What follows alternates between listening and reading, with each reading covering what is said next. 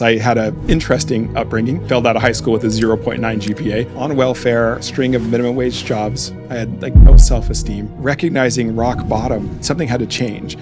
And I happened upon a book.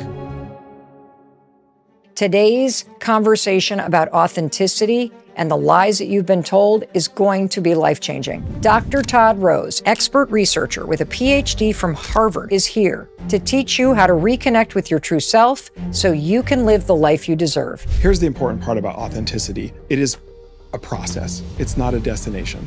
There's no such thing as you could put all the work you want in right now and you're like, I'm done. That's not how it works. A flourishing life is one where you grow and change and discover. And once you realize how many people end up copying you, you'll see just how profoundly we're affected by what we believe other people believe and expect of us. The only truly bad decision is when you violate your own values and aspirations to conform to a group that didn't want that from you in the first place. Nobody wins. We're the first generation now as a society that has to deal with collective illusions at scale because of social media. What is a collective illusion? Collective illusion is groupthink, but you're wrong about the group. Almost 2/3 of people are admitting that they are self-silencing right now. You cannot trust your brain to tell you what your group thinks anymore. It's about authenticity. Authenticity is the kryptonite of collective illusions. Probably the single most important study we've ever done that I think has the most implications for society and for individuals is... Hey, it's your friend Mel, and welcome to the Mel Robbins Podcast.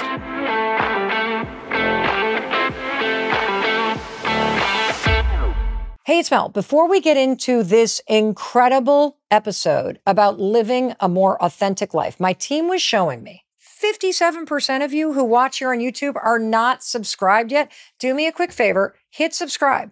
That way you don't miss any of the episodes of the Mel Robbins Podcast that we post here on YouTube. And it also lets me know that you enjoy the guests and the content that we're bringing to you for free, because I want to make sure you don't miss a thing. And boy, are you here for an incredible conversation today. So thanks for hitting subscribe. All right, you ready? Good. Let's dive in. Please help me welcome Dr. Todd Rose to the Mel Robbins Podcast. Thanks for having me. I am so excited to talk to you. Me too. I'm really excited for so many reasons. And here's where I want to start. How is my life going to be different? If you understand and internalize the ideas we're going to talk about today, you're going to be more confident. You're going to live more authentically, which is going to lead to greater life satisfaction, happiness. But more importantly, your relationships are going to be better, and you're going to have a deeper sense of belonging to the groups that matter most to you. That's a big promise. I'm really excited for that. I actually believe you. That's No, good. I do believe you. I believe you. And what I'm excited about is I have this sense that we are living in a world where we all feel so divided from one another. And yet I hold firmly to this belief that the vast majority of us are way more similar and believe way more of the same things and want a lot of the same things than we actually are led to believe in the world right now. And you're 100% correct. You know, what we do at my think tank, Populace, we do what's called private opinion research. So what is private opinion research? So polling, it's all public. Oh. And it has all the social pressure, Okay. right? You know there's a right answer. And so it turns out everybody's misrepresenting their views right now. You feel like there's this big cost if you just don't go with the flow, or you just don't agree, or you just don't do what you think everybody else wants you to do, whether it's your family or at work or with your friend group. And so where I want to start is you write a lot in your best-selling book, Collective Illusions, about the fact that we are fundamentally wired to conform. What does that mean, Todd? Yeah, this is really important to bring up, because when we talk about conformity, it kind of has like a negative connotation, right? Yes. Like nobody wants to admit they conform to something. Yes. But here's what's important. We are hardwired to belong to groups. Okay. Evolutionarily, this is how we survive. And that belonging can lead to conformity when we feel like we have to distort who we are to get that belonging. And if you don't mind, let me give you an example. Please. I'm going to tell you about what I think is my favorite study ever, because I can't believe he got funded to do it. Okay. A colleague of mine in the Netherlands back in 2009 was a little skeptical about this conformity, like how deep it really went. And so he said, well, what's the most subjective thing I could possibly imagine, and see if conformity exists there? So he decided it was who you think is good looking. Because look, beauty's in the eye of the beholder. right? Yep. So, and there's no social pressure to be like, you should think they're attractive because I do. Yeah. So he does this clever study. He puts people in fMRI scanners and he does a version of hot or not. Okay. Really. Like, this is why I can't believe he got funded.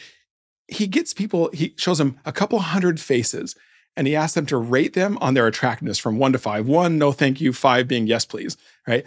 Which, by the way, you do that kind of stuff on the street, you're a creep. Yes. You do it in a scanner, you're a scientist. But you know, here's what's wild.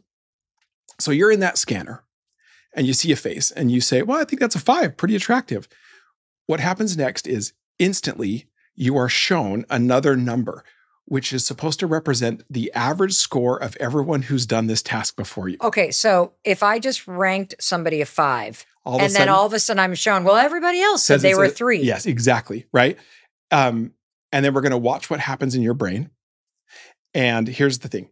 That group number was completely made up. There was no other group. Okay. It's just you. And it was engineered so that half the time, you're told that you and your group are lockstep. You said 5, the group said 5. Okay. Right? And on some of the trials, it makes it wildly different. You said 5, the group said 1.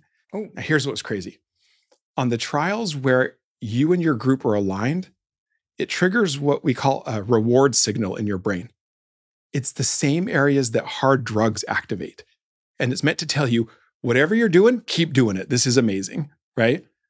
On the trials where you were like 5 and they said 1, it triggers what's called an error signal in your brain. It's this cascading electrical signal that disrupts memory, attention, everything. It's meant to get you to stop because something you're doing is wrong and you might be in danger. So this is what happens in your brain, but that's not even the most interesting thing.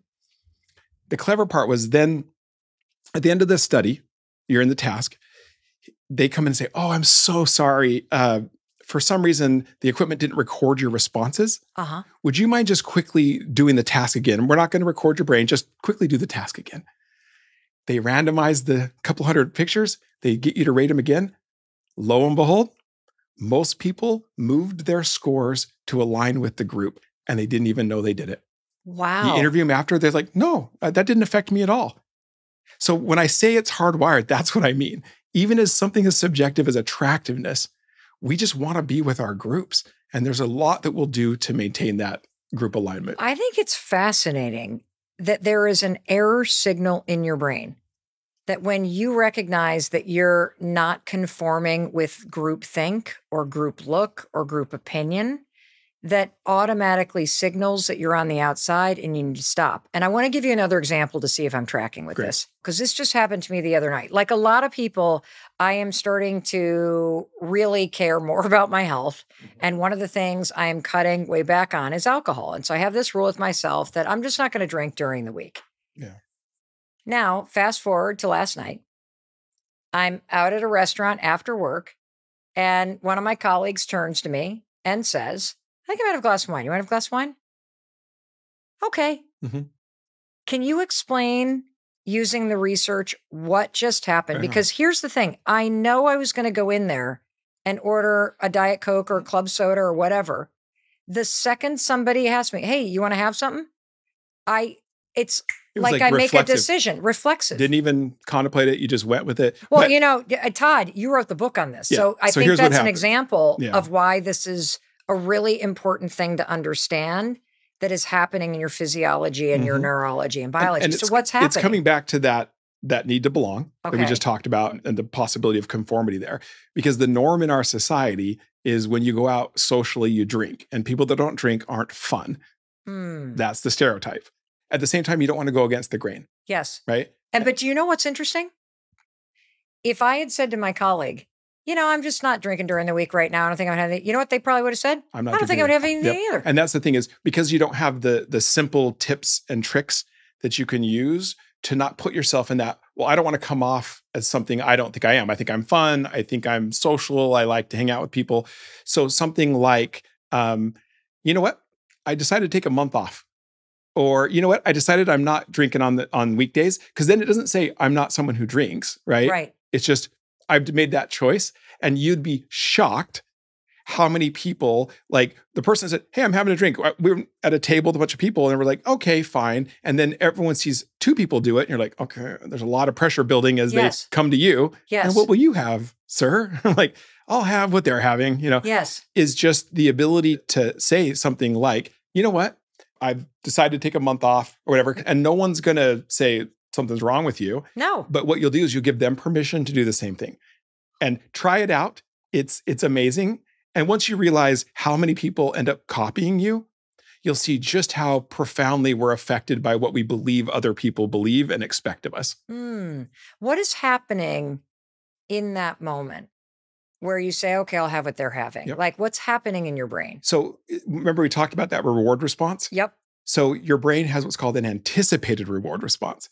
We know that when we're aligned with our group, it feels really good and we want that. It's not quite like drug addiction, but it's in that ballpark where once you're addicted to that drug, you're chasing the drug. Everything is about, I want that feeling again. Of belonging. And we're talking about a deeper sense that's wired in you. It's so deep and it's really important. And again, I want to say, there's nothing wrong with wanting to belong. Yeah. You should want to belong. And you just have to understand when that need to belong tips into being controlled or manipulated, or bottom line, just leads you to do things that go against your own judgment. That's when you start making really bad decisions. I'm really excited because I feel like this is one of those hidden levers that we don't realize is just operating in the background. And when you understand what you're dealing with, you have so much more power over it. That's right. After I was booked to be on the show, I actually dug in and read your book, and I got to tell you, there are so many parallels. When we get into all the tools later on, we'll be able to dig into that a little bit more because there's just so much overlap. I'm excited to dig in. That's a huge compliment. We'll get into the tools later, but there's so much more about your research that I want to make sure that we fully get to and understand. One of the terms I'd love to have you talk a little bit about is this term collective illusions. It's the title of your best-selling book. Can you define in very plain terms, what is a collective illusion? Collective illusion is groupthink, but you're wrong about the group. So let me unpack that just a little bit. It formally is a phenomenon where most people in a group go along with something they don't privately agree with simply because they incorrectly think that most other people agree with it.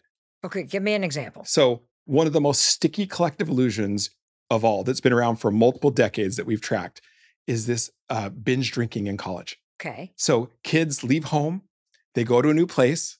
They're like, what does it mean to be a college student here? Yep. And they all think that most kids binge drink. And so they go to a party and they end up binge drinking when in reality, in private, we know as a matter of fact, most college kids are deeply skeptical about binge drinking. They know it's bad, but it's what they feel like they need to do to belong, to be a college student. Wow. And it turns out, as we can talk about later, no amount of trying to tell them how bad drinking is works. In fact, it propagates the illusion. It's that it's a problem and that everybody's doing it. Yeah. Why would all the administration put all these posters up telling us about the dangers of binge drinking if people weren't binge drinking? And so it ends up fueling the illusion. Yes. And so what you need is to have social proof where you have popular kids, other people just being like, I don't binge drink. Why would I binge drink? You can't lecture or try to persuade. You have to just reveal. But this happens all the time. What's crazy is the phenomenon of collective illusions we've known about for about 100 years in research. It goes back further, obviously, because the emperor's new clothes is about collective illusions. Right? Unpack that for the person that doesn't know what the emperor's new clothes is. It's the story of the parable of like the emperor gets convinced by some huckster that they can spin the most beautiful clothing ever made. And it's so fine that it's invisible to everyone except for people who are worthy of their station in life. And the emperor's like, obviously I'm worthy of it. So they make up this, and they fake like they're putting it on him. And he's like, well, obviously I can see it because if I say I can't see it, then I must not be worthy of being in charge of everything. Yes, yes. And then everybody around him wants power and wants to be close to it. So they don't want to say you're buck naked, right? And then the king's prancing around, going outside. Naked. All the crowds line up. They're cheering because no one wants to say it. And then one little kid is like, why are you naked? the innocence of the child to be just asked the obvious question, and then the illusion shatters. So obviously this has been a problem in humanity for a very long time. What's interesting is up until just recently, the number of illusions, collective illusions that have harmed us as a society were pretty small. Yes. But you put it into the social media age. Yes. And it's just exploded to the point where now name anything that matters in life. It's a coin toss whether or not you're just wrong about what your community believes now. Well, I also think like the experience we all have when you go online and it looks like every single person. I mean, I'm a 57-year-old woman, so it's largely menopause and interior design and health products. Like every single person is taking the exact same brand of supplement. Every single person is wearing this exact makeup line. Every single person is buying this particular couch. And I feel like, oh my God, I'm missing out. Like everybody has that thing. And it does feel like it's gotten worse. And then my daughter was talking today, like, well, I'm getting targeted for a cellulite foam roller that I'm about to buy because it looks like everybody that, you know, I follow online is using it. And so what are some of the collective illusions that you can point to in day-to-day life that we may not be aware that that's what that is? Well, let's hit on those. But when we think about how is it that we could end up being so wrong about the groups that matter so much to us? Like, it's kind of weird that that would be true, right? Yes. Let me show you like two things. One, how they happen in day-to-day life. Yes. Without anybody trying to manipulate you. And then let's talk about what social media does at the societal level. Great. So, and I think people will have some similar experience because I can remember the first time that I actually experienced a collective illusion. When it was back. So growing up, I was kind of a problematic child, which I'm sure we can talk about, and didn't really fit in except for my grandmother, who was like my second mom. Whenever I was with her, I could just be myself and I was good enough. And she decided, I mean, they were very, very poor. She had me come and sleep over as a kid once a month, just me. Literally no other grandkids got this. And when I was there, she'd make a bologna sandwich in her little house, little tiny kitchenette, would play Yahtzee together and we'd just talk. And I could share anything with her, stuff I couldn't tell my parents, whatever. It was like literally amazing. It was this oasis for me in a really tough environment.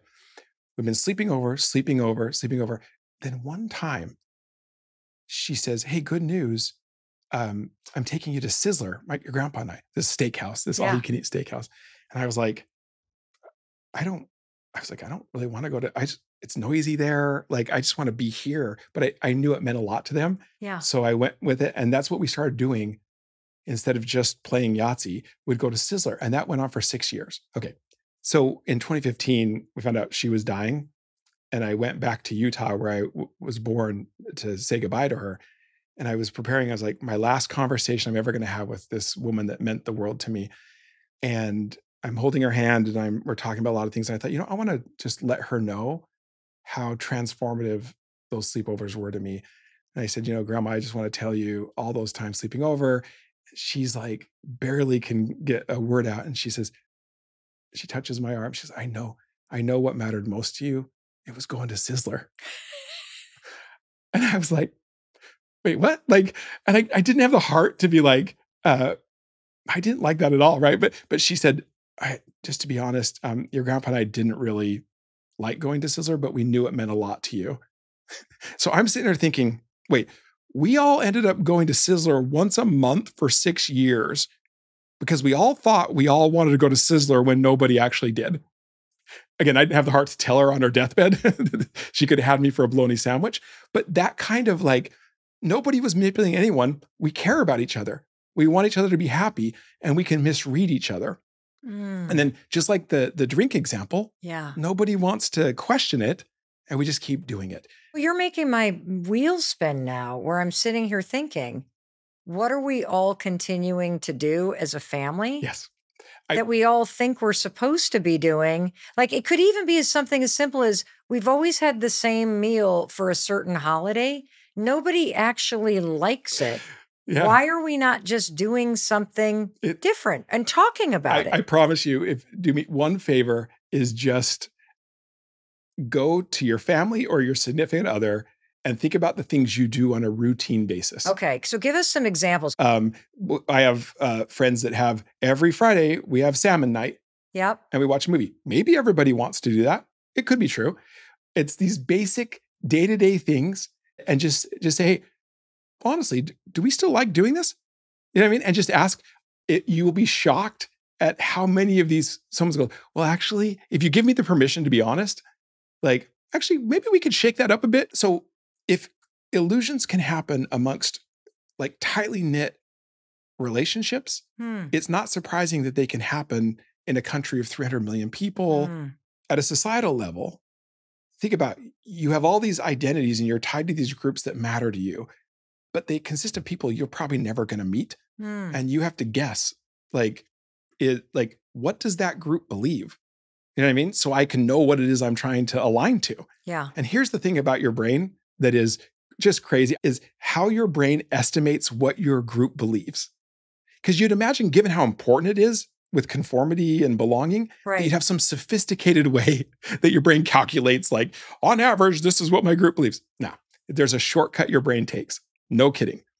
Your brain assumes the loudest voices repeated the most are the majority.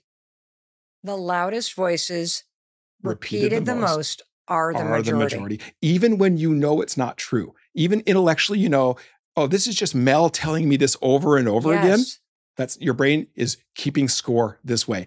So it must have worked. You've evolved to have this shortcut, but you put that into a social media age. Yes. Okay. So here's a stat that blows my mind. Okay. If you take what was Twitter, which is now X, research has shown that 80% of all the content on that platform is generated by only 10% of the users. 80% of the content you're reading on X is generated by 10%? 10%. And here's the trick. Pew Research has found that 10% isn't remotely representative of the general public. They are extreme on almost every social issue. But you can see the problem here. Let's say 10% of people hold some view, but you think it's 80%. I think that's what's happened. That error signal kicks in. Unless you're willing to override that and go against what you think your group believes, what do? You end up self-silencing, you say nothing, or worse, you start saying what you think people want to hear so you can be part of the group. And when enough people self-silence, the only people left are the people on the fringes. The 10% that are the loudest, repeating everything that we then say, oh, this is what everybody that's part of that party must believe that. And everybody believe. That follows that person must believe Correct. that. So and what you're basically saying is the research is very conclusive. That's absolutely not true. The loudest voices don't represent the majority. They don't. In fact, they almost never do. They wouldn't have to be so loud, right? If you knew everybody agreed with you, you don't have to say much. So, but you can see how this is where then you get these societal level collective illusions, because we're self-silencing. And our data on this is, we have more private opinion data on the American public than any organization I'm quite certain of. Almost 2/3 of people are admitting that they are self-silencing right now. That means withholding things that matter to them because they think other people disagree. Like, this is a very dangerous place to be when we can't even be honest with each other. And so the problem with that is, as these illusions form, okay, so now I'm thinking, wow, most people, like, what happened? What happened to society? Like, am I crazy, or did everybody else seem to go crazy? And it's like, you start feeling alienated from your group, isolated, a little bit resentful that you're having to self-silence. And we see this in the data. You start losing trust in other people. And life gets much worse for you, but it also gets much worse for the rest of us, because as a result, we end up with this false polarization, right? We feel like we're completely divided, and it becomes self-fulfilling. Yes. We lose trust in each other, and we become resentful. Now, I want to make sure that I'm unpacking this, because I think this is so important, what you're saying. And it is so important that you really take in, and I'm going to now call you Dr. Todd Rose, what he is saying about the data, because this is something that I've held in my heart that has made me very sad and has also made me pull back and feel discouraged. I've bought into the collective illusion of what the loudest voices, you're saying it's the 10%, the fringe, are saying. And I have presumed that the majority of people believe in this. We're the first generation now as a society that has to deal with collective illusions at scale because of social media. Like you cannot trust your brain to tell you what your group thinks anymore. You can't. And that's a hard thing to overcome. And when you put it into social media environment, even if there's no bad actors, just the dynamics of that, the loudest voices will guarantee that you're going to be wrong the longer you spend time on there. Yes. But it gets even worse. So my organization has partnered with other organizations. We've been studying the way in which foreign entities that are trying to disrupt us have built bot armies. Russia, China, they have millions of bots, some of them AI enabled now. And we often think when it's propaganda and manipulation that they're just spreading disinformation. It's not what they do at all. What do they do? The new form of propaganda is the ability to manufacture a collective illusion. Meaning like literally like put you in the matrix of what they want you to believe by intentionally just targeting, especially Gen Z, to convince them that their communities believe things they don't. And that need to belong kicks in. I mean, we're talking about, so we know on social media writ large that roughly 1/4 of all the interactions you ever have are with bots, and you don't know it. Say that again. 1/4, and that's conservative, 1/4 of all your interactions on social media are with bots, and you don't know it. And with AI-enabled bots, you wouldn't be able to tell. They are so sophisticated. So you just have to be careful to know if you just get to that point and understand this concept of a collective illusion, right? Right. Groupthink, but you're wrong about the group. So why would you conform? Like, if you conform to something your group doesn't want, you're destroying the group you actually care about. So let me just unpack this. I really do think this is critical, that 1/4 of the content that you interact with online are bots, and that you believe that's conservative. Yeah. That the bots are programmed to convince you to believe something that the majority of people do not agree with. Yeah. And I also will extrapolate that is why it is more important than ever that you stop conforming and you actually take a step back and you deeply connect with what's important to you, and that you find the courage to start speaking up, because everybody else is waiting for somebody else to go first. And I believe, regardless of how you voted, regardless of what country you live in, there is this deep weariness within families, within communities, within friend groups to even talk about anything, because we convince ourselves that they believe what the bots and the 10% loudest voices believe, and they don't. And you're here to tell us that they don't believe that at all. They absolutely do not. I mean, we have the data. You can download we've studied everything from the kind of lives people want to live, the kind of country they want to live in, what they want from education, healthcare, criminal justice. It is shocking. When you get beyond the social pressure and the distortion, we are unbelievably similar in our aspirations, in our fears, in our desires, but we just don't believe it's true. And so we act accordingly. And to your point, when we get weary and we just go silent, it's understandable, but then it becomes part of the illusion, right? It's true, because nobody's speaking up to the people that matter except most for the fringe yelling at each other. Right. And so we all become caricatures of some fringe view that nobody really holds. And so one of the things that I've been the most proud of is, and the reason why I wanted to write this book is, you give people a concept and people go, oh, wow, I didn't realize this. And then it opens up the ability to start talking about, well, wait a minute. Like, here's some of the things I think, it's a safe way to have the conversation. But just even hearing that your data conclusively shows that the majority of people literally agree on the things that they care about and want out of life, like, it makes me go, really? Because I've been in a duck and cover mode. Like, when is this madness going to end? When are we going to reconnect with what matters? Like, I kind of know that everybody agrees, but why is there not a reasonable person like, oh, because I know a reasonable person doesn't want to stand up and get caught in this crossfire. Yep. That's why we're like, okay, when is somebody normal going to pop up and show us the way? But you're here to say, we all have the ability to do this. We do. And it's only we can do this, because, like, if you think about it, there are people who profit from the illusions. Correct. right? And especially in a binary political system, Yes. there's a lot of benefit to getting people to be more extreme Right. and locked into an identity where you'll fall on that sword because Yes. these are my people. Can you share the data on what people actually agree on and care about Yeah. so that as you're listening and watching, like this is an incredible episode to send to family members and to send to friends that you feel like you can't talk to anymore because you believe the collective illusion Yeah. that they somehow don't agree with you on core things. So what does the data say about what people actually care about? So let's take a few things because we can go all day on this, which is pretty incredible. So we studied the American Aspirations Index. So this was a US focused one. Okay. And we studied, what do you want for the country? And there were dozens and dozens and dozens of possibilities. And what was shocking to me, we found that in the top 10 aspirations for the country, we agreed on 8 out of the 10. Individual rights. Yep. We still believe that in free speech, treating each other with respect, having everyone have high quality healthcare.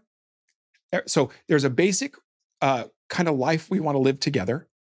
And we know that we owe each other certain things to make that life possible. And it turns out we agree on that. Now, as you said earlier, back in the day, we might disagree on how we do it, right? Do you have Medicare for all? Do you have more like Romney care we had in Massachusetts? There are different ways that we can debate how to get it done. But it turns out the ultimate aims we're shockingly similar on. Well, I find it extraordinarily encouraging to hear that underneath all the noise of the loudest voices and the division and the bots, that human beings agree on 8 out of the 10 things that are the most important things. What did you find about our personal lives? Like, how do people want to live? And how do we tell me the list on what we agree on, and then let's unpack that. So probably the single most important study we've ever done that I think has the most implications for society and for individuals is it's called the Success Index. The Success Index. And we wanted to know, what do you mean by a successful life for you? What kind of life do you want to live? Nothing's more important than you feeling like you're living the kind of life that you want to live, even if no one else wants to live it, right? That's literally the American dream. That's literally like the key to flourishing. It's the key to social trust. It's the key to everything. Okay. So we did this, massive private opinion study with the same kind of trade-offs, right? Because you can't have everything in life. Right. We had 61 possible attributes for a good life. So you can pick between 61. Everything from having a family to being the richest person you know and everything in between. Okay. And then you force the trade-offs in this way that gives you anonymity and plausibility. So you have to rank what you want? It's amazing. We can go into details on how they do it. There's some stuff on our site that'll show you. It's really cool, but you can't game it. It's so good at getting at private views. Okay. So let's talk about what most people see in terms of their top priorities for a good life. It warms my heart. The number one priority for a successful life is, I want to do work that has a positive impact on other people. They want to contribute. Okay.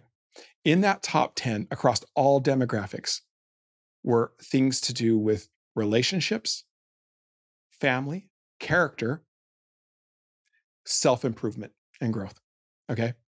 In fact, one of the really crazy ones that I think is important is across every demographic in the top 10 was, I want to be more engaged in my community.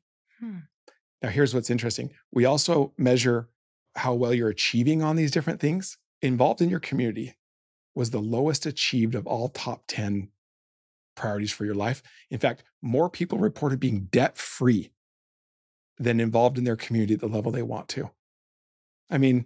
What does that tell you as a researcher? It tells me that, we've lost that civic layer of society that gave us the way to engage and contribute, and they don't know how to do it. And by the way, and then if you also assume that's that where we're nobody agrees with you and everybody. So this is when we ask, so what do you think most people see as a successful life? Same trade-offs things. It flips entirely. They think everyone is obsessed with status, wealth, getting into the most prestigious school. The top thing that people think everyone else cares about is being famous. Really? Okay.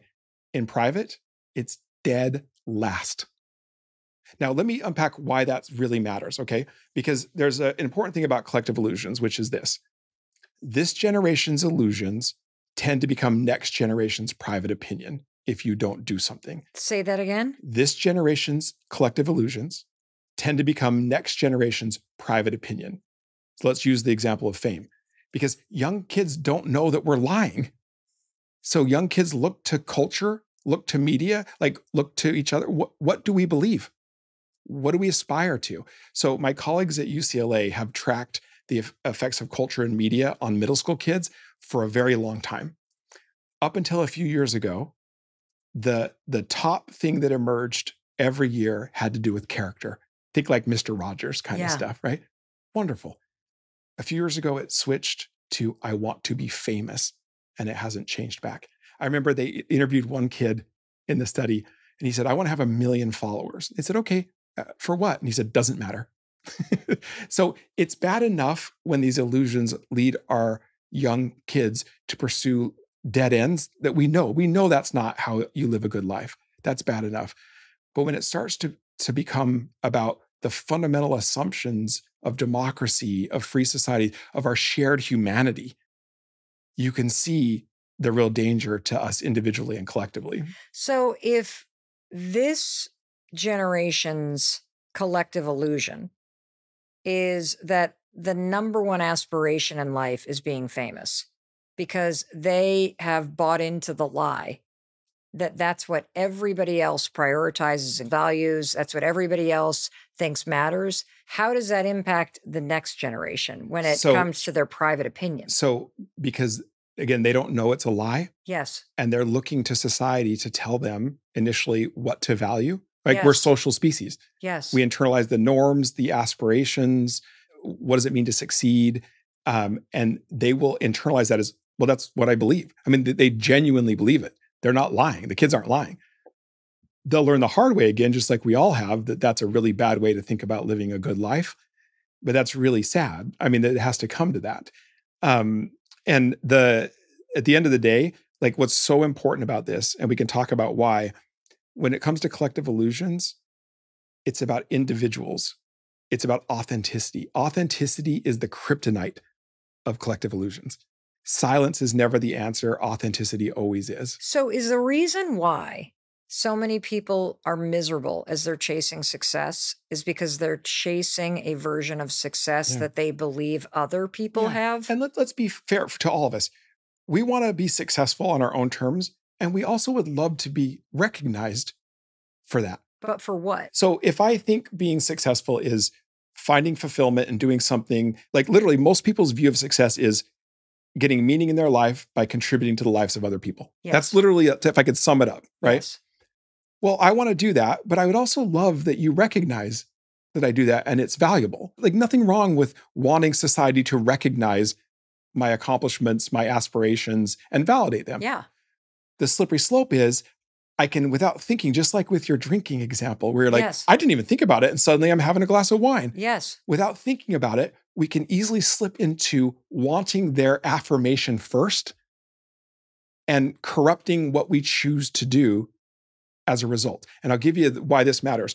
In our research, we linked achievement on that success index to life satisfaction. Like how happy are you with your life? Here's what was amazing. To the extent that you were achieving on your private priorities. And just to make sure I'm tracking with you, people publicly say, I want the fame, I want the house, I want the car, I want the fancy car, the biggest house. But what secretly matters to you is your family, your friendships, my community, being a good person. If you achieve on those, it directly increases life satisfaction. In fact, just if you directly achieve on the things that are private. Yes. And here's the thing. It was such a big effect because people are only achieving about 50% of their own priorities right now. If you bump that up by just 20 points, which is actually not hard when what we care about is being a good person and being involved in your community, anyone can do that, right? Yeah. It led to an increase in life satisfaction that was the same as doubling your salary. Wow. Okay, so it's a big deal, but now flip it around. No amount of achievement on what you think other people value increases life satisfaction at all. it is an absolute dead end. I mean, so this is what I say, this sort of personal success, I think, is the most important illusion we've ever found because it completely corrupts your own life. It leads to misery, right? And it's the one illusion that only you can solve. You have the power right now to solve that one, right? You don't need anyone's permission to start making different choices about the life you live. To get honest with yourself about what privately matters and to stop obsessing about what you think everybody else thinks, because you're here to tell us all of that is an illusion. What you think other people think isn't even what they privately believe. The group doesn't even believe the thing that you're about to conform to. And so when you do it, and enough of us do it, we literally destroy the very group that we care about. And when you listen, and that's why I love this conversation, you're being reminded of the things that privately you know deep down are true, and that you can, from this moment forward, start living your life with the truth because the data shows it. Ask yourself, how would you behave if you knew for sure that this thing was an illusion? You know what I mean? If you knew for sure your group didn't believe the thing that this fringe is just shouting at you. Well, you'd probably be talking to your friends more. You'd probably 100%. be involved in your community. Yeah. You'd probably wear what you want to wear. Yeah. You'd probably speak up more, because what happens when you recognize so much of the noise is noise, and 80% of us, based on the 8 out of 10 data that you have been crunching, really want the same things. Yeah. We may disagree a little bit on how to achieve it, but we want the same things. And the kryptonite, you said, to exploding all of this noise is you personally starting to make decisions day by day, conversation by conversation, moment by moment, that really align with those deeper things that you want for yourself. Because this how we live our lives and the illusion that's like darkening our doorstep here. Because if you look at the research on what happens when we self-silence, so let's look at the downside of it and then look at the upside of being authentic. The downside of self-silencing is shocking. Okay. So research that followed longitudinally people who were self-silencing and people who weren't. Self-silencers actually have dramatically higher rates of cardiovascular disease, strokes, high cholesterol, everything. And there's a mechanism for it, which is basically when you're self-silencing or misrepresenting your views, you get this cognitive dissonance, this kind of like, I know I'm not being honest. Cortisol levels elevate and they stay elevated. And cortisol is good in the short term when you're under threat and absolutely toxic, breaks down blood vessels, everything. The study I'm referring to actually tracked women who have much higher rates of self-silencing and just found when you look at all the gaps in mental health issues, there's usually a gender gap, right? Eating disorders, depression, anxiety, autoimmune disorders. Disorders. When you control for rates of self-silencing, the gender gap disappears. This is a big deal.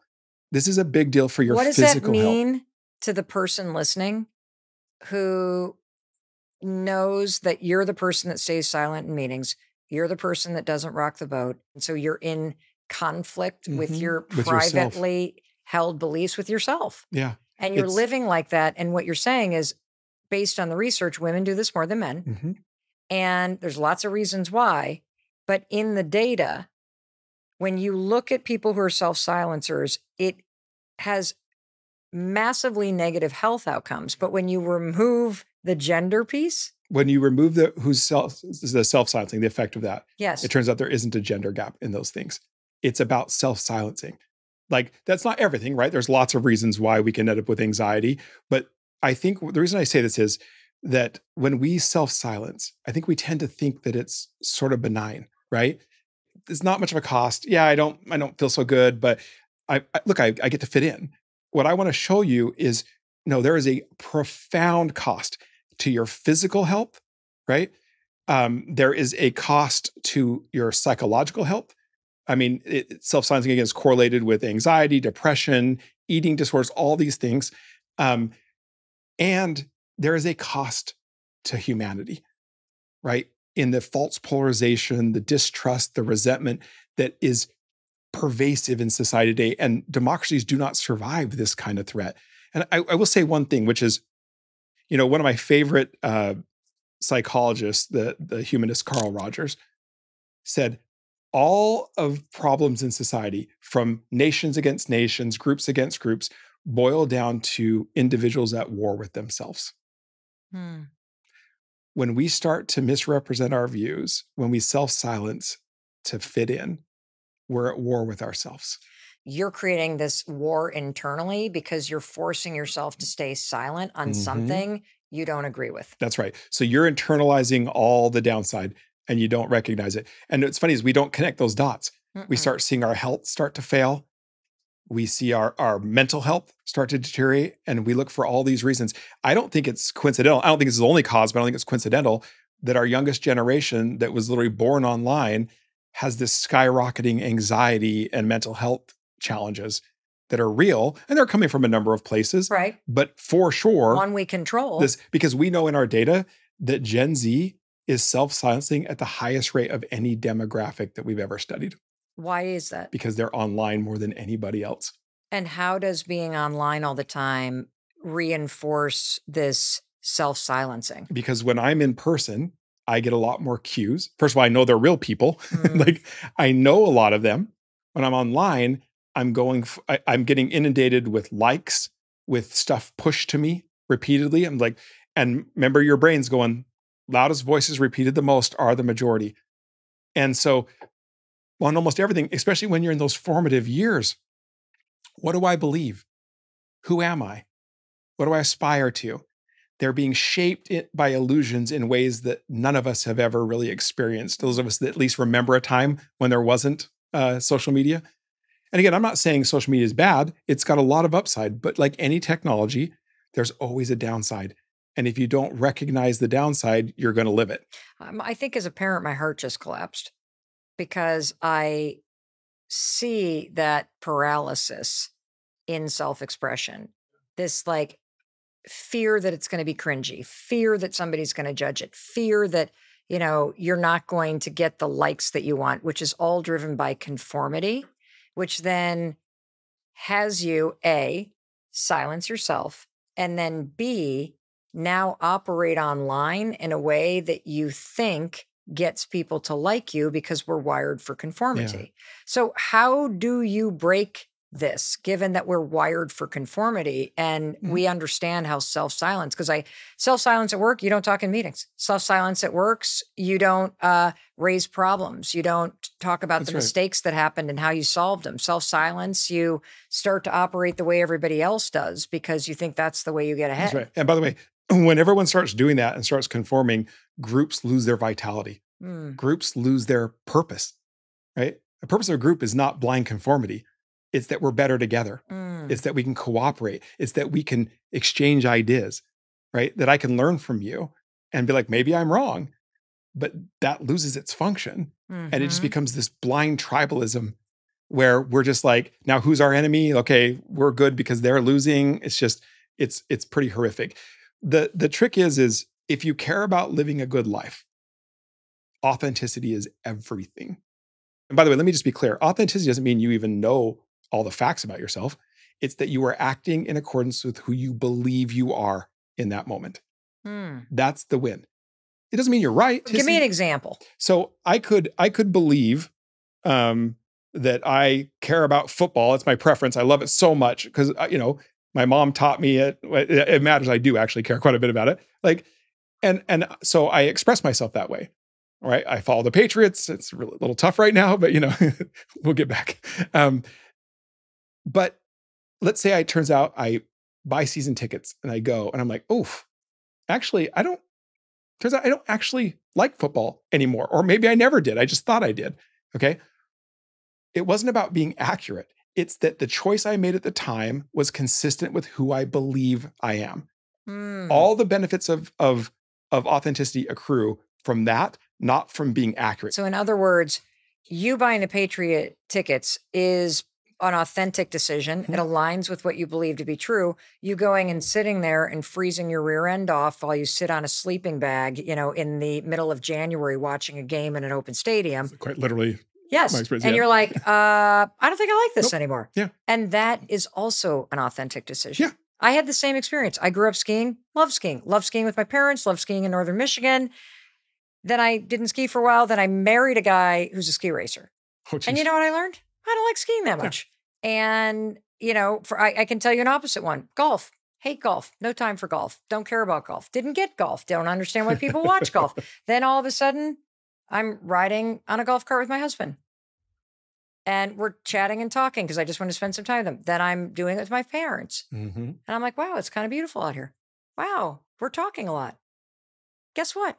Turns out I'm now thinking I might want to play golf. Yeah. And that's authentic. Correct. Because remember, what we don't want is for you to stop growing and changing. So at any moment, you have a set of beliefs about yourself. Yep. And as long as they're aligned with who you believe you are, you get all the benefits of authenticity, which they are incredible. A level of confidence that will just blow your mind, right? Not arrogance, just a deep confidence in yourself and your ability to make decisions. Mm-hmm. People who are authentic actually have higher levels of viewing the world as positive sum, which it is. There's enough, and we can grow the pie, not just materialistically, but psychologically and spiritually, right? Like your success does not hurt me. It actually benefits me. We can all win. But more importantly, authentic people have phenomenally better relationships. Because obviously, right? Because here's the thing. As we said a while back, we want belonging. What we end up giving into is fitting in. What is the difference between belonging and fitting in? Belonging is when you are recognized, accepted, and even loved for who you are. So you have to do that for yourself first. But because no one's going to do that for you. But when you're in groups, and we've all felt this, right? Like me with my grandmother, I knew I was good enough. Like flaws and all, it didn't matter. Like I didn't have to be somebody else, even in a small way, for her to love me. When you have that kind of relationship, there's nothing better in the world. Okay. Fitting in is you accept me if. You accept me if I like the things you like, if I do the things you want me to do, if I decide to be a computer scientist instead of an artist. So many of our relationships are built on that kind of if. And, just like when you're not physically healthy, you forget what it feels like to be healthy. When we're used to fitting in, we forget what it feels like to truly belong. And I'll say this, and I'll say this to anyone listening or viewing, you deserve to belong. You should not accept the status of just fitting in. It's not good enough. It doesn't lead to the place that you want it to lead to, and it causes a lot of harm to you and society. What is the first step? Because I think as you're listening, what you just said is both a wake-up call and it can be a little crushing to your soul when you recognize your whole life, all you've tried to do is fit in. Yeah. And I know that everybody wants to feel like their authentic self. Everybody wants to be proud of themselves. Like you want to lay your head down on the pillow at night and know that you did the best that you could. You made the best decisions that you could, that you're proud of how you showed up, that you had good intentions. That is the gold standard, that it was a good day because you tried the best that you could to be a good person. And that starts with you making good decisions for yourself. Correct. And not self-silencing to fit in. Here's the important part about authenticity. It is a process. It's not a destination. There's no such thing as you could put all the work you want in right now and you're like, I'm done. That's not how it works. Because a flourishing life is one where you grow and change and discover and all that stuff. So even if you were 100% right now, if you lock that in, you'd be inauthentic in the future. So the things that people need to understand is, again, it's never too late. This is what's amazing. All the benefits of authenticity, the research shows, like they accrue very quickly to you, no matter how old you are, no matter where you're starting from. It's pretty amazing. You just have to get started. Okay. And here's the thing. There's two things from my perspective. The first is getting a handle on what you think you really believe. How do you do that so when you're like been gaslit by all the noise? Here's a very simple step that I've used and I've shared and people have used and it's worked.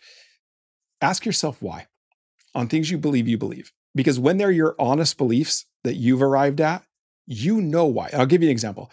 I have a deep commitment, like probably most people, to human rights. It might be the most important concept to me of anything in the world, that every individual has moral worth and we are equal to one another, and we are never, ever a means to someone else's ends.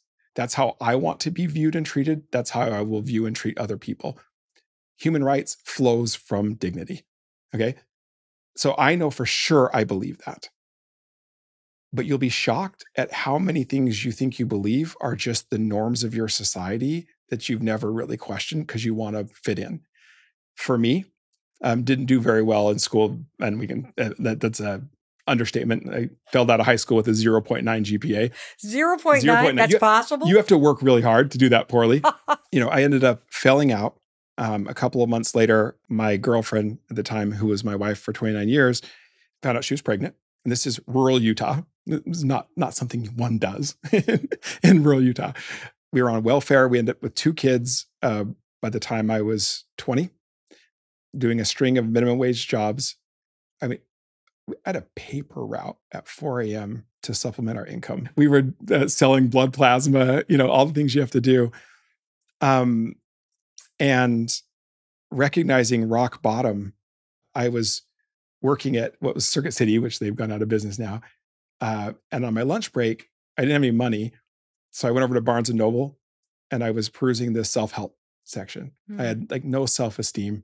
No, I'd lied to myself a lot. I knew something had to change. And I happened upon a book called The 6 Pillars of Self-Esteem by Nathaniel Branden. Said, self-esteem is not something you can directly act on. It's the alignment of your beliefs and your behavior. And if your behavior and beliefs don't align, you won't respect yourself. Why would you? But this was the nugget for me that completely changed my life. I had always assumed that my beliefs were my beliefs and that my behavior was what needed to change. But this book told me that's not true. That you may not actually believe the things you believe that you believe. And in my case, it was religious in nature. I had tried so hard to align my behaviors to a set of beliefs that came from my religion, and I just failed a lot. And though those behaviors weren't bad behaviors, they were just inconsistent. And I thought, well, wait a minute. It could be my beliefs that are the thing that's causing the problem. And so I spent a lot of time thinking about, well, why do I believe this? And I realized I didn't believe. And once I recognized that and started on the path of thinking about what is it, who am I, what do I believe, things got a lot easier. Why? Because suddenly I knew the root problem. I was constantly trying to get my behavior to align, just like if you're trying to conform to a group, constantly trying to, what am I supposed to do now? What do we do? How do I dress? What do I drink? What career do I choose? And once that I had permission to start questioning my own beliefs, I was able to get on a different path. And it never would have changed without that. I think that's super profound. I think it's also crazy inspiring that you went from there to becoming a graduate school professor at Harvard and now running a think tank and doing this deeply important work. And I was so excited to have you on because I fundamentally refuse to believe that we are this divided. Yeah. I fundamentally refuse to believe that people are unreasonable or lack character. I also fundamentally refuse to give that much power to all the noise. Right. And, one of the things that I want to hover on the authenticity piece, because when somebody walks into a room that is very much authentically themselves, whether they have on just a cool outfit or they have energy about them, or there's a kindness to them, whatever it may be, you feel it. The energy of that is unbelievable. It is intoxicating. And it's not a level of arrogance. There is something that I truly believe that we're all yearning for it. And we're looking for someone to give us the permission. That's right. And they're not trying to get you to do something. I'm going to be me, you be you, put it in different terms, like let them, let me, right? And they're the embodiment of that. some things happen because we so deeply want that. We gravitate toward the energy there is real, right? So how do you cultivate that energy? You mentioned let them and let me. And you also, when we were talking, said that is a tool that really helps you apply this research and this data that let them, like, why don't you explain it? Because how can you use those two words, let them, that's it, and those two words, let me, as a way for you to start to become more authentically yourself? Well, this is why I was so excited to talk to you, because my scientific research, the work we do at Populace, my think tank, is, I would say, what we've uncovered is the science behind let them, let me. We talked a lot about the conformity and all the problems there, but also the broader societal consequences of not doing that. Wow. Right? So what do we know about how we shatter illusions, how we get back to authenticity? And it's the practical stuff you need to do to get on that path. Mm-hmm. When I read your book, I was like, okay, if you just do this, it's not easy. It's simple, but it's not easy. Mm-hmm. Right? And so bringing it to a level of getting people on that journey. Again, authenticity is a journey. It's process. It's not a destination. You can start anytime, anywhere, no matter how old you are, no matter what your circumstances. Then if all we did, and I'll tell you why. If you lean into let them, I mean, you framed it a lot, and I think it's right, around how miserable we get when we try to control everybody else. But it goes a little further, right?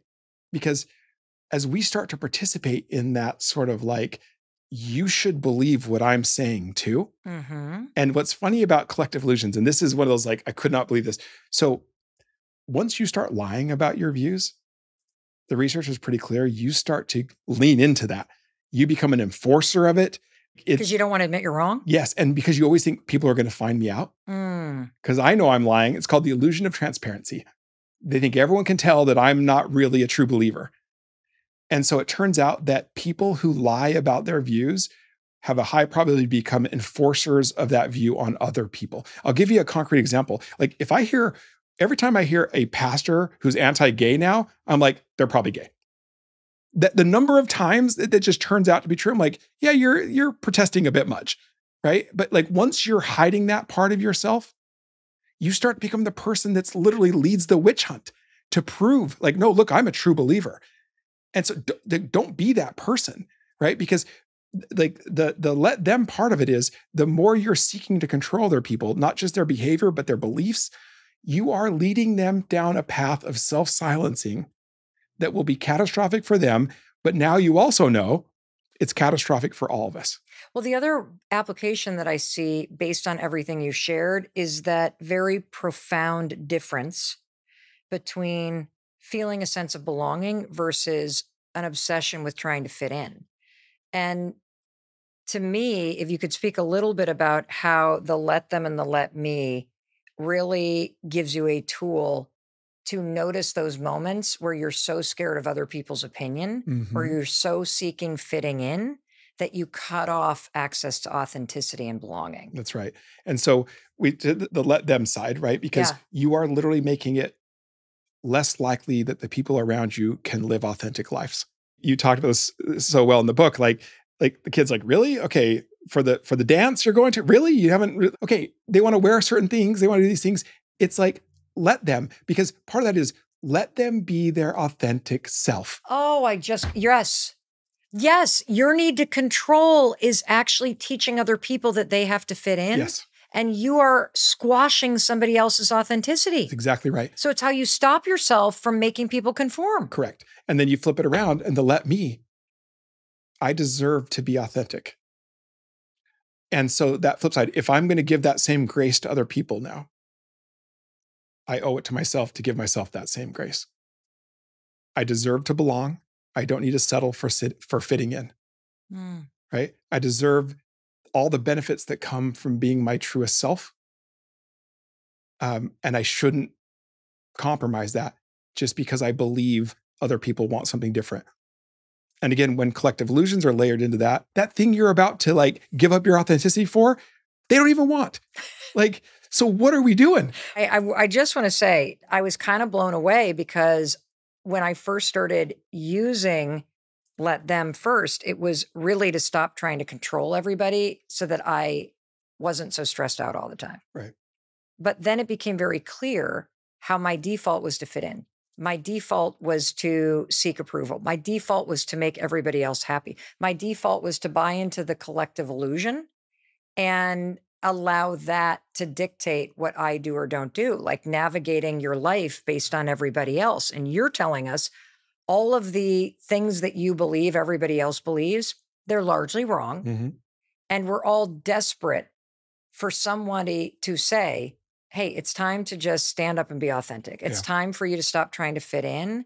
And it's time for you to make decisions and live your life in a way that really aligns with you. And I hadn't thought about the let me part truly as a tool for authenticity and courage in that way. And that's how it resonated with me, which isn't that funny? Yeah. And if you read all of our research and you realize, wait, so if I let them be their authentic self, and we do that at scale, what kind of society would we have?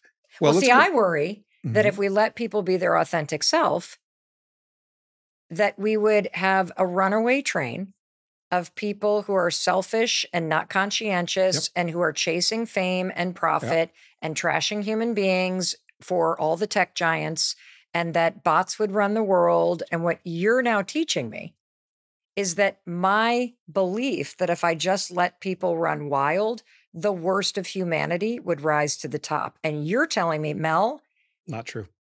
What is true? Go back to the success index. Okay. The private highest aspirations we have for the lives we want to live ourselves. Okay. Remember, top trade-off priority. I want to do work that has a positive impact on other people. I want to be trustworthy. I want to have a family. I want to be good to other people. I want to be involved in my community. I want to achieve on things that matter. I want an education.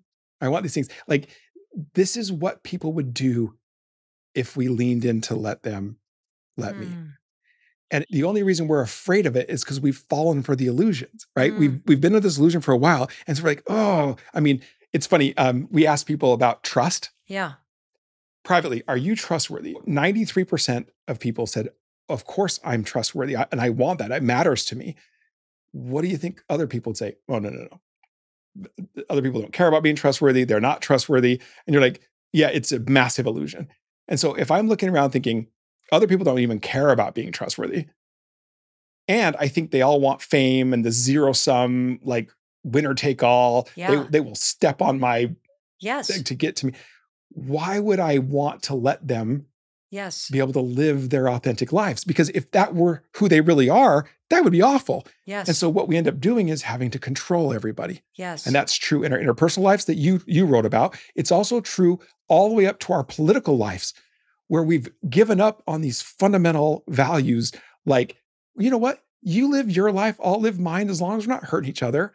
Like, we've lost a willingness to invest in one another because we believe the illusion.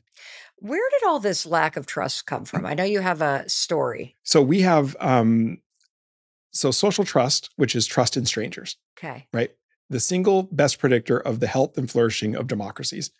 At the end of the day, we talk about trust in institutions. I don't need to trust the government. I need to have confidence that they'll do what they say. So accountability, transparency. The only trust that matters is that we trust each other. So it predicts almost everything that matters collectively. And ever since we implemented in the 1930s in the United States, scientific management, Frederick Taylor, this is where we got standardization to everything. Everything became standardized. He invented the concept of a manager. So you just do the job I'm telling you. You don't get any say in what you do in the name of efficiency.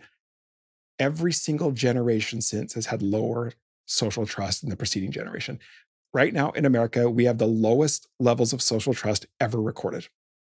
Now, is that true or is that an illusion? You know what I'm saying? It's true. It's true. Even worse in private right now than it is in public. Oh, no. Now, here's the good news, though. Okay. And this is what matters. If I could wave a magic wand and say, what's the one thing I could change about this country besides, and again, honestly, everybody leaning in to let them and let me, because the illusions would have nowhere to hide. And we'd obviously see that we have a lot in common and that people trusted. It's this illusion of trust. Okay. What's interesting in our data. So when you look across the world, like Scandinavian countries have very high levels of social trust. And you can see the cohesion, the trust in each other, the investment in each other. You only have to get above 50% social trust for that to kick in. When a majority of people believe a majority of people in their society are trustworthy, Yeah.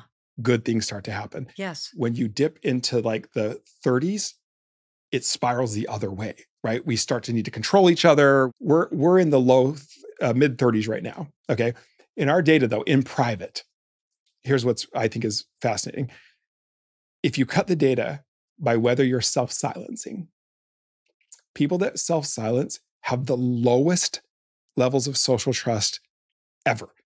They are like in the low 30s% of people who believe other people can be trusted. Okay. If you're one of the 1/3 that hasn't self-silenced, they have levels of social trust that rival Scandinavian countries. So there's something about feeling like you're in a society where you can't even say your opinion. Why would I trust everybody else if I feel like I can't be me? Yeah. So this issue of needing to reclaim an authenticity, it might be the single most important thing you could do to heal your society because it is the fastest way to increase social trust. Well, I can give an example that came to mind as you were talking about plummeting trust. If you have ever had any kind of tragedy hit your community, whether it's a fire or a flood or something else, what happens? Yeah. People reveal who they are at their core. Like you have some illness in a family members that are divided on politics that haven't talked for 2 years, Yeah. all of a sudden come in because it reduces us to just our core values in a moment where it's all hands on deck. You're exactly right. Like I had a couple of years ago, I lost my wife of 29 years, and it was unbelievable to see people who I thought I had beefs with, right? Some people we had challenges. It doesn't matter anymore. There's this common humanity that comes together. And you're right. You see this in these trauma and tragedy. We reveal who we are. Okay. Why is that true? Because the norm around tragedy, right? Yeah. We have norms in this country and other countries that it's all hands on deck. We just rally. That's what we do. Okay. I was a little worried some of the last natural disasters in the country when the first thing we saw was the politicization of it, the blaming right off the bat. But then that dissolved pretty quick at the ground level into we need to help each other. Because as human beings, we empathize. That's one of our magical traits, right? We can put ourselves in other people's shoes. We can think about how we would want to be treated, and we can activate compassion and act on it. When we see people in those times of need, it reveals what our real character is. Imagine what it would have been like if the illusion was correct. That nobody cares, we don't trust you, nobody shows up. Nobody shows up. And the thing right now, that's not the case. But if we don't recognize this problem and take some responsibility for it, it could become the case.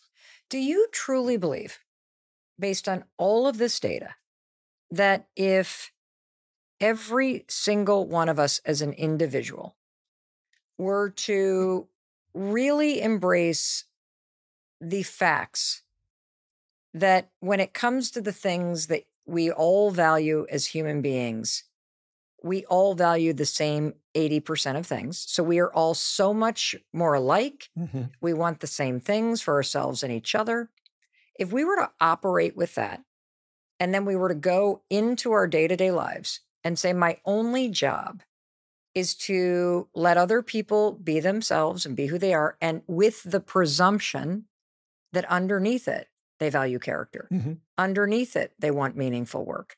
Underneath it, they want better for their friends and for their family. That if we operate like that, and then we also say to ourselves, my job is to then show up and make decisions with the information I have, the best that I can day to day, that really align what I truly value, like to give myself that permission and to find the courage to do it, whether it's how you post on social or whether you talk at work or whether you ski or not this season, whether you want to live where you live, whether you want to go to Sizzlers or not, like that you just start to slowly calibrate your life back toward the things that you know deeply matter to you. Like simply volunteering in a place in your community would make you feel more authentic. Yes. Changing your major could make you feel more authentic. Asking your brother or sister for a little help with mom and dad because you've self-silenced would make you feel a little authentic. It doesn't have to do with what they are going to say. That's right. You may have a collective illusion that they're not going to do anything because you think everybody's selfish now. Mm-hmm. But that's the noise. The truth It's is the noise. deep down, people care about the same things. And it starts with you. You really believe that that's what's going to turn this all around. Yeah. Let me give you a historical example when I say, because it feels like the problems are too big. Yes. They must require these big solutions. Yes. It's not true. Let me give you an example. As a reformed academic, I'm going to lean into a bigger example just once, Please. But I think it's important. When the problem is a collective illusion and you pursue the right strategy, which is this authenticity strategy, right? Mm-hmm. It's not about persuading, it's about revealing, it's showing people the kind of social change that can happen how fast it can happen, how big it can happen. The best example of this is the Velvet Revolution in Czechoslovakia. This has puzzled historians for a long time. It happened in late 80s. Czechoslovakia had been under communist rule for a long time, just brutal. Other countries had tried to revolt. Hungary, other things, like bloody massacres as a result. The Velvet Revolution is famous because it's the only time a people have overthrown a communist regime without a single person dying, without a single shot being fired. Okay? Wow. And people are like, how does that happen? It's an anomaly. Okay. The best part about it is who led it, and this is how you'll get to the secret of it. There's a person named Václav Havel. Okay. And I'm going to say right now, for everyone listening or watching, if you go online, you can download for free online. He wrote a manifesto about this called The Power of the Powerless. That will chill you to the bones. It will sound like he's writing about our time today. But he writes about how he discovered the real problem in their society was this collective illusion. So he's had no military experience. He wasn't a politician. He was a poet and a playwright. And he was anti-communist, but he decides he writes this play called The Garden Party. And it was a satire about communism. It was so subtle that the censors didn't even know they were being made fun of. Okay. So he puts it on. It becomes a runaway hit. It's like the Hamilton of the time there. It's sold out every night. He attends every single play, and he doesn't watch the play. He watches the audience. And he said, they laughed at all the right parts. They laughed at things that you would not find funny if you truly believed in communism.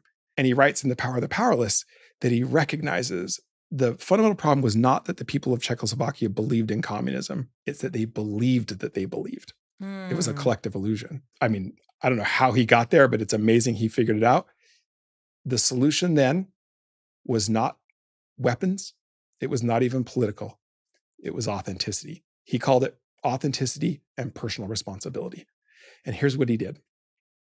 He said, well, then the answer is we've got to create ways for people to start to be comfortable living in truth again, because we've become way too comfortable living in the lie. Okay. So he starts what he called the small works. How do we help people start to lean into their authentic selves in ways that weren't risky to begin with?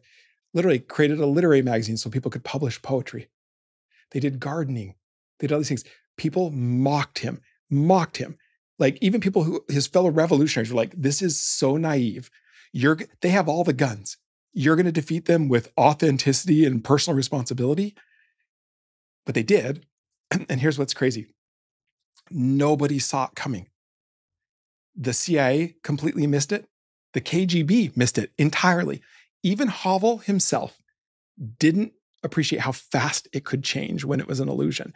Just a few months before the student protest that led 12 days of protest, government falls. He's interviewed in an international magazine and he's trying to rally the troops. And he's like, look, revolutions take time. You have to be committed. He's like, look, I probably won't even be alive to see the end of this, but I am in it, right? 3 months later, he was the first democratically elected president of a free Czechoslovakia. That's what I mean when I say, when the problem is an illusion, two things. only we can solve it. Hmm. It didn't require somebody from on high telling us something. It was the everyday people learning to live in truth in small ways that start to build habit that lead to we believe this now, right? And I think about that story all the time because I think, look, if a poet can overthrow communism under a collective illusion, think what you can do in your own life.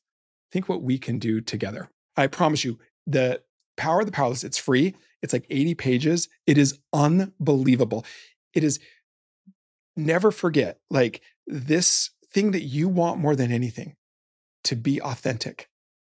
And you should want it. It's like almost magical in what it does for you and for us. Is the thing that you should do for yourself. And again, it is the most important thing you could do to heal society. Or your family. Your Or family, your community. your Or your loved kids, ones, your or relationships. Your marriage. Yeah, it's a journey. You say this all the time, right? I think we overestimate what we can do in the short term and we underestimate what can happen over time. In the long term. Yeah. And we also underestimate the power of these small micro changes. And you talk a lot in your work about the micro changes. It's all that matters. And it could mean speaking up at work. It could mean going to church this weekend. It could mean volunteering in your community. It could mean picking up a book and getting back into reading fiction instead of scrolling on social media. Find the thing that connects you back to who you believe you are right now. And it doesn't have to be these massive life-changing things. In fact, it rarely ever requires that. Again, if you can literally transform a tyrannical society into a free society on the back of authenticity, like you can change your life. What is one thing that you could challenge us to do based on all the research, the power of authenticity, to do this week? What would it be? This is going to sound basic, but it's do something. You've got to get that action bias. Again, listen to Vaclav. It doesn't have to be huge, but find those places where you know you've been going along. You know you really didn't agree. Could be eating. Like, what are some of the simple places where I'm people do talking this? literally like, go back to the very beginning. No, I'm not actually drinking tonight. Yep. You know what I mean? Little things. Hey, are we sure we want to go to that restaurant? Yep.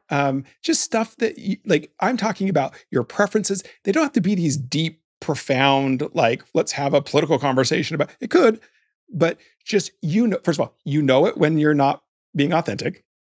Like, so I don't have to tell you. True. It's so true. Like it's just, and just say, look, I'm going to commit to one act of authenticity. And I would say, find the smallest meaningful act. And I'll tell you, remember that reward signal I talked about with conformity? Yes. It also works with authenticity. Tell me more about that. So when people who desire authenticity believe they are acting on it, and we've seen this with neuroimaging studies and everything, they get the same reward response. Because your brain's like, that, do more of that. And then you get the anticipation of it. And one small act leads to another. It becomes habit. Then it becomes your identity. It becomes who you are. And you won't even realize it happened. And then you'll become the person that everyone looks at and goes, I want to be like them. I want to be around them. The energy you bring into a room. And the thing is, it's absolutely contagious. Not only because you create permission for other people to unbutton their pants at the table, right? But mine buttoned? I was like, did I button them back up? Because we know this from the research that happiness itself is contagious. When the people around you within your network increase their happiness, you get about a 25% boost for free. Wow. Become that person. And if you worry too much about the end goal, it feels insurmountable. I remember thinking when I was like minimum wage, welfare, 2 kids, no high school diploma. If I tried to think about what life might be like in the long, it just seems insurmountable. All I thought was, what's the next step that I can take? And then you take another step. And for me, and I don't mean this to sound arrogant, it took 7 years from when I failed out of high school to when I got into Harvard for my doctorate. Another 7 years before I was a professor. Like, that time's going to go past no matter what you do. And when you think about those sort of time horizons, 5 years is going to go by. whether you like it or not. And all the fear you feel, first of all, I'll say most of it is completely unfounded. Now you know why. It's a prison in our own minds. We're at war with ourselves. But whatever fear you feel, remember, you know something's wrong right now. Like the status quo in your own life is not good enough. You know that you deserve better than that. That time's going to pass. Just start the small acts, get on that path of authenticity, and I promise you, you won't even recognize yourself. Todd Rose, what are your parting words? It's easy for individuals just living their life, trying to make ends meet day to day. You barely have enough time to do anything for yourself. The problems in our society seem so big, so insurmountable that there's like an apathy that sets in because what could I possibly do? It's also exhausting. It is exhausting because it's exhausting in part because we don't know what to do. We feel like nothing we could do would ever matter, and we feel helpless. It's not true. Like at my core, I believe it, but I also have the data to back it up. You matter more than you could possibly know. That's true in general, but it is particularly true when the problems of our society are related to collective illusions. You have a role to play. Do it for yourself. Your life will be immeasurably better. You will, like you and I both know, I pinch myself. I'm like, I cannot believe I get to live this life. Same. And I also can't believe how long I spent it trying to fit in and how exhausting and fatiguing it was, how long I gaslit myself saying there's nothing I can do and all the noise is correct when I deeply fundamentally believe that's not true, that we all kind of want the same things. And then when you realize, wait a minute, if I'm just authentically myself, the illusion disappears. Do it for yourself just for that, but do it for us. Todd, I am so grateful. I am grateful that you're doing this work. I am so grateful that you are able to break it down for all of us. And so I just want to thank you for the proof and the permission to believe in the better nature in all of us. And I'm also grateful that just allowing yourself to be yourself and finding the courage to start to point your life back toward the things that you know make you feel like you is actually the answer to all the big problems. So thank you, thank you, thank you. And I also want to thank you. Thank you for being here. Thank you for really listening or watching something that will help you be more authentic. And thank you for sharing this. More than any other episode, we do have the power to change things. Do not buy into the lies. I really want you to live in the truth. And I love you for being here. And I do believe in your ability to create a better life. And today, after our conversation and everything I learned, I believe in your ability and my ability to create a better world. Alrighty, I'll see you in the very next episode. I'll welcome you in the moment you hit play. And thank you for being here with me on YouTube and watching all the way to the end. And thank you for sharing this episode with the people in your life that you care about. All right, I know you want to watch another video. I would go to this one next, and I'll be there to welcome you in the moment you hit play.